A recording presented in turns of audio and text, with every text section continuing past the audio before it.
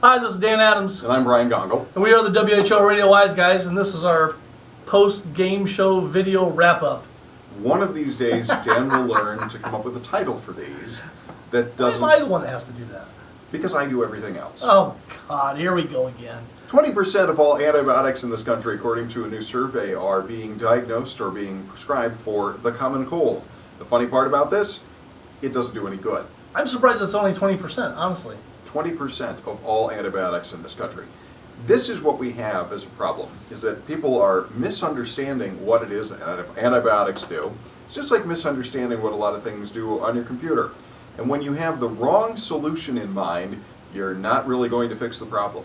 And what the real problem, well, part of the problem is that people they get a cold, they go to the doctor, they say, prescribe me an antibiotic, and the doctor may or may not say, well, that's not going to really do you any good. And the patient gets all upset and says, I want an antibiotic. Right. And then the doctor caves in and says, all right, shut up, get out of my office, here you go. Overly persistent patients are putting us all at risk. And that's why we have these superbugs now that are so resistant to every strain of the common cold, and eventually we're all going to die because of these superbugs. I'm telling you right now. You might be overstating it a bit there, Dan. This is the end of days, I'm telling you. But there is definitely a case for more science education in this country so that people don't misunderstand that you can't do anything about a virus if you take an antibiotic. It's not, I mean, they're not intended to do that. You have to have antivirals to knock out virals, and the common cold is a virus. That fundamental misunderstanding of basic health and science is actually putting a lot of us at risk. Yeah, it is. It's sad. It's very, very unpleasant. Also in the news, are social networks too big? This is actually nothing particularly new. This is something I'd never looked at before. There's a social networking site called Path, and you probably haven't noticed it much either because, well, it's kind of being driven as sort of a website / an app on iPhones and Androids. Its intent is to take your Facebook friends list that may be 500 people long and compress it to your 50 closest friends. Their argument being, you can only really know and keep up relationships with about 50 people at a time. My argument on this one is that varies from person to person. I know there's a lot of argument that there is biological basis for this, that we can only handle so many people in our cerebral cortex, but here's my argument on this one. Okay. Some people are introverts. For them, maintaining 10 friendships, 10 relationships is a lot of work. For some people that are more extroverted, 100 people, 500 people is plenty. You can follow up with all of those people and have recall about what's happening with them and have great interest in what takes place with all those people. So I don't think that limiting it arbitrarily to 50 or any other designated number makes a lot of sense. I think there's an argument to be made that it's difficult to manage close relationships at that level, but I think that, again, arbitrary numbers don't really accommodate for the fact that some people are introverts, some people are extroverts, and we all differ. I don't even know what to think of this. Why would they say, oh, just 50 friends, that's all you get? That's just dumb. I think their argument is they want you to share more and more in depth with those 50 people you really care about. But to be honest with you, I find some people interesting to talk about technology with. I find some people interesting to talk politics with. Some people interesting to talk religion with or philosophy with. And others don't match. I find that people fall into different silos. Maybe those silos are 50 people at a time. But I don't think that arbitrarily limiting your 50 closest friends is a good idea. What silo would we be in, Brian? I think you and I have to be in the we argue a lot for fun silo. For your entertainment. The Swiss have designed a satellite to clean up space junk. This is very good news because if the maluse of antibiotics is going to kill us all, then space junk is going to render the internet and all communications completely ineffective if we don't fix that problem. So good work by the Swiss. I think it's funny that they're sending up a satellite to clean up other satellites. They've designed it so far. They haven't really launched it yet, but yeah. I hope they get it out there. Well, how are they going to do this? Does it have lasers on it or something? I mean, how are they going to clean up space junk? I think the idea, and I would need to look at it again. This was one of those stories that I sort of looked at briefly about 3 days ago from a screen, like we talked about on the air, because I didn't print it out. I don't remember it quite as well as I wish I did. But if I recall correctly, it actually goes out to capture the space junk, sort of hoovers it up, and then blows it up inside the machine. No, I think it actually tries to vaporize it inside. Regardless, the problem of space junk is the fact that for the last 50, 60 years, we've been shooting stuff up into space and kind of just saying, when it stops working, we'll just leave it there. And as a result, there's a lot of junk out there. And the problem is, the more debris there is, the more it crashes into other debris. This is why the terrorists hate us. Well, the more collisions that we have among pieces of debris, the more debris there is, which then exponentially increases the rate of damage to other things. Here's the thing I find amazing from this story. I've heard about space junk for probably my entire adult life, that there's a problem with too much space junk up there.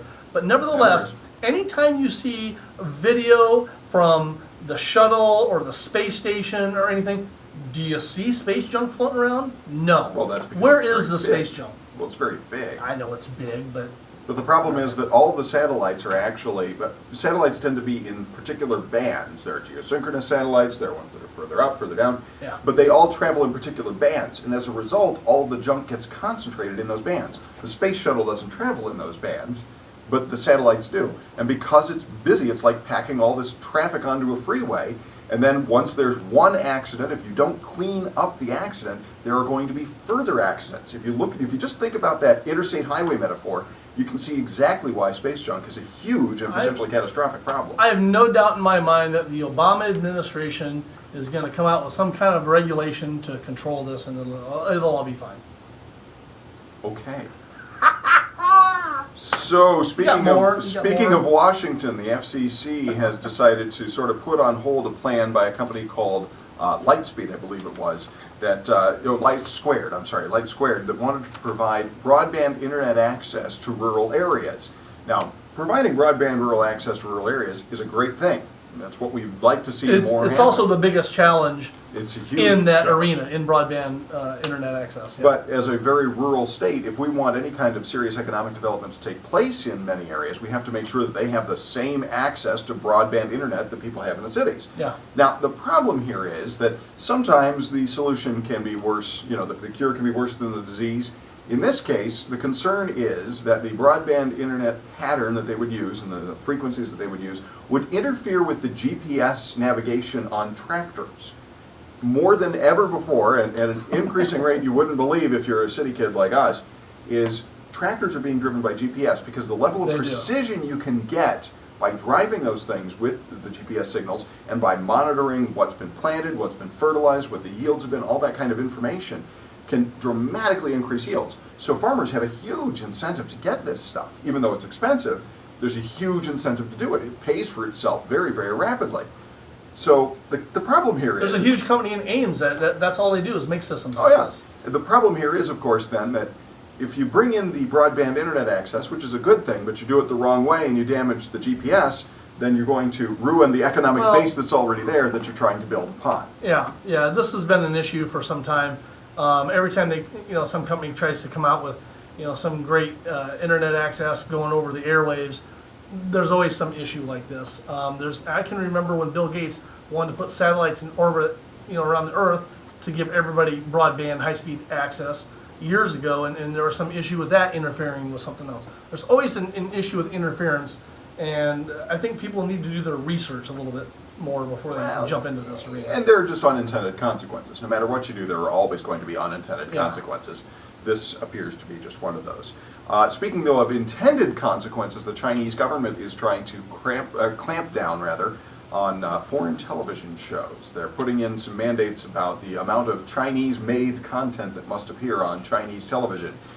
Without adding a whole lot of commentary to this, I would just say, nobody in America has ever had to put limits on how much foreign television content is shown on our screens. We just don't show a lot of it because it's not fit for our airwaves. Well, maybe not fit isn't the word, but maybe just not good enough in a lot of cases. A lot of good British comedies, I suppose. There's a lot of that. There's a lot of crude stuff out there that we don't allow on our airwaves. Well, we have very differing definitions of what's crude. The rest of the world is frequently appalled at the number of guns that show up on American TV shows. So we appear to be okay with violence and not with sex. A lot of the rest of the world's okay with sex and not with violence. I need to move. To Vegas, maybe. Yes. Des Moines got a special Foursquare badge recently. That's because some people asked for it. Basically, I believe some Drake University students got behind this effort to get a special badge on Foursquare. It's a novelty, that's fine, and I'm always happy to see Iowa get, some technology cred. On the other hand, though, I don't want people to be in the habit of giving away their location and where they are and what they're doing at all times, and that's what Foursquare encourages you to do. No matter what the incentives are, no matter what coupons or prizes you get for telling people that you're someplace, it's not good to let the world know that you're not home or to know where to find you, unless they really need to know. Yeah. It's a general rule of thumb.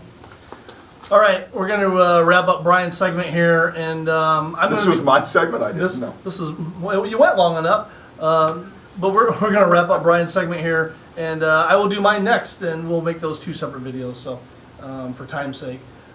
So thanks for tuning in. This was Brian's segment on our post-game wrap-up show, and stick around for Dan's segment coming up next.